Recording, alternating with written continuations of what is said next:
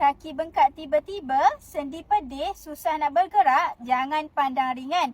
Ini tanda gout. Gout berlaku bila asid urik dalam darah berkumpul dekat sendi menyebabkan bengkak kemerahan dan sendi kaku. Akak-akak, abang-abang biasanya menyerang ibu jari kaki, buku lali, lutut atau pergelangan tangan. Faktor risikonya adalah termasuk diet tinggi daging atau makanan laut, minuman manis, berat badan berlebihan dan beberapa kondisi kesihatan yang lain. Kalau akak-akak abang-abang biarkan, ia boleh ganggu aktiviti harian, susah nak berjalan, susah nak main dengan anak atau buat kerja pun perlahan. Memang stres je. Tapi jangan risau, ada ikhtiar semula jadi dengan herba semula jadi 100% iaitu kapsul tapak baru dengan ekstrak kulit kayu retak dan 6 herba tropika yang lain bantu sokong kesihatan sendi dan kurangkan keradangan. Hanya ambil 2 hingga 4 biji sehari selepas makan.